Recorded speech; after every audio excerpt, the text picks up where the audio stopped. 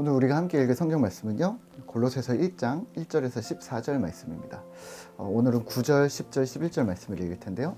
너희로 하여금 모든 신령한 지혜와 총명에 하나님의 뜻을 아는 것으로 채우게 하시고 주께 합당하게 행하여 범사에 기쁘시게 하고 모든 선한 일에 열매를 맺게 하시며 하나님을 아는 것에 자라게 하시고 그의 영광의 힘을 따라 모든 능력으로 능하게 하시며 기쁨으로 모든 견딤과 오래 참음에 이르게 하시고.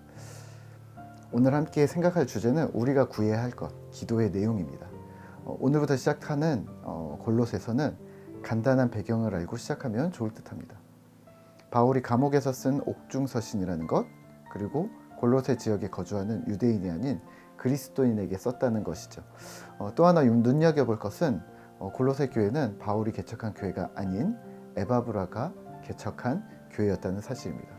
그곳에 바울이 이제 편지를 쓴 거죠. 에바브라는 바울의 동역자 중에 한 사람이었는데요. 바울은 이 동역자를 통해서 일어난 골로새의 지역의 복음화를 기뻐했고요. 그리고 그곳 신자들 또한 다른 사람으로 여기지 않았고요. 가족으로 여겼던 거죠. 그래서 오늘 이렇게 사랑 가득하게 정성스럽게 편지를 쓰고 있습니다. 골로새서 1장은 인사로 시작을 합니다. 골로새 성도들의 믿음, 성도 간의 사랑, 또 하늘에 쌓아둔 소망이 탄탄하여 날로 믿음이 자라고 있구나. 너희의 소식을 들었고 그로 인해서 기뻐한다라고 자신의 마음을 전합니다. 그리고 이 모든 것은 복음 진리의 말씀에 기인하였다고 선포하고 있습니다. 그리고 바울은 골로새 성도들을 위해서 기도하는데요. 이렇게 기도합니다. 9절입니다. 너희로 하여금 모든 신령한 지혜와 총명에 하나님의 뜻을 아는 것으로 채우게 하시고. 10절입니다. 주께 합당하게 행하여 범사에 기쁘시게 하고 모든 선한 일에 열매를 맺게 하시며 하나님을 아는 것에 자라게 하시고. 11절입니다. 그의 영광의 힘을 따라 모든 능력으로 능하게 하시며 기쁨으로 모든 견딤과 오래 참음에 이르게 하시고. 문장이 복잡한데요. 세 가지를 기억하시면 좋을 것 같습니다. 첫 번째는 하나님의 뜻을 알게 하십시오. 두 번째는 주께 합당하게 행하게 해주십시오. 세 번째는 11절인데요. 모든 능력으로 능하게 하시며 강건하게 도와주십시오. 첫 번째인데요. 하나님의 뜻을 알게 하소서. 모든 지혜와 총명, 그 안에서 하나님의 뜻을 분별하게 하소서라고 기도합니다. 하나님의 뜻을 알게 해주십시오라고 기도합니다. All wisdom, all spiritual understanding은 요즘 말로 이렇게 표현하면 어떨까요? 합리적인 의심? 타당한 논리? 예를 들면 하나님의 뜻을 분별하는데 우리가 모든 지식과 모든 영적 판단력을 활용해야 한다는 뜻입니다. 부탁드리기는 하나님의 뜻을 분별하는데 모든 학문들을 너무 배제하시지는 않으셔야 합니다. 네. 인간적이라 할 만큼 철저히 이성적이셔야 하고요. 철저히 상식적이셔야 합니다. 저는 성경 공부할 때 항상 이렇게 말씀을 드리거든요. 신앙은 이성으로 하는 겁니다. 말씀은 이성으로 읽는 겁니다. 신앙생활은 아주 이성적이셔야 합니다. 왜냐하면 이성을 내려놓고 우리가 하나님의 말씀을 이해할 수 없다는 것이죠. 그리고 하나님께서 우리에게 이성을 주신 이유는 우리가 이성을 활용해서 하나님께 나아가는 것이거든요. 그리고 이러한 이성적인 분별력 속에서 이성적으로 판단해보니 안 된다가 결론이 아니라 주님과 함께 한다. Go with him. 그래서 주님과 함께 하기에 우리는 가능하다라는 결론을 이끌어내셔야 한다는 겁니다. 그러니까 이성적인 판단으로 안 되는 이유를 찾는 것이 아니라 이성적인 판단이 왜 필요하냐면 거기에 하나님이 함께 하심을 우리가 포함하기 위해서 이성적인 판단이 필요하다는 것이죠. 대신 이성적인 판단에 도움을 주는 것은 무엇이냐면 예상되는 난관, 어려움, 감수해야 될 고난 등의 부분들을 미리 산정하고 굳은 결심으로 도전하고 기도하게 된다는 거죠. 예기치 못한 일이 터졌어. 그래서 기도하는 게 아니라 미리 예견되어진 어려움과 환란들이 있는데 그것을 위해서 미리 기도하게 되어지고 미리 헌신하게 되어지는 것이죠. 혹시 간혹 이성의 끈을 놓고서 하나님의 뜻을 분별하고 있습니다. 영적입니다. 영적인 음성이 들렸습니다. 영적인 걸 보았습니다. 라고 하면서 비상식적인 방법과 상황으로 내가 선택하고 싶은 그런 유혹이 들 수 있으실 수도 있겠지만 그러시면 안 됩니다. 네. 복음의 진리는 과정과 결과 모든 면에서 진리여야 하는 것이지 비상식적인 행동들을 통해서 얻어낸 요행들을 가지고서 하나님의 은혜라고 치부해버리거나 간증하시면 안 된다는 말입니다. 과정 자체가 문제가 되지 않도록 영성과 지성을 사용하여서 하나님의 뜻을 분별해야 한다는 말입니다. 두 번째는, 우리가 기도해야 될 두 번째는 주께 합당하게 행하게 하소서.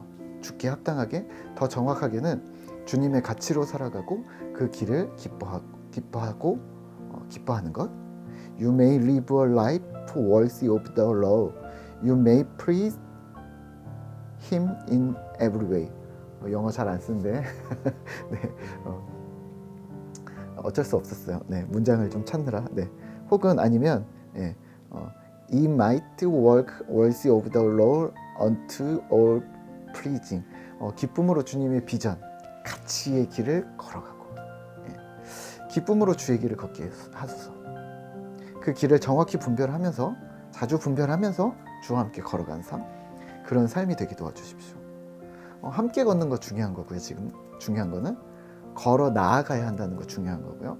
그러니까 우리가 합당하게 행하게 하셔서 가만히 있는 게 아니라 합당하게 행하게 하면서 전진하고 있는 거고요.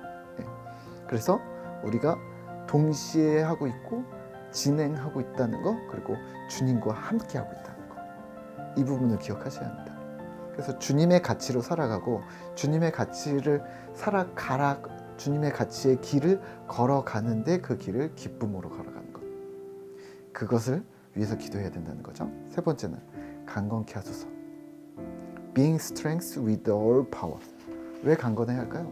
극한 견딤, 극한 인내, 극한 기쁨, great endurance and patience and joyful. 극도의 견딤과 인내를 생각하면 강건케 하소서라는 기도 제목이 먼저 나옵니다. 잘 견디세요? 잘 견디세요? 잘 인내하세요?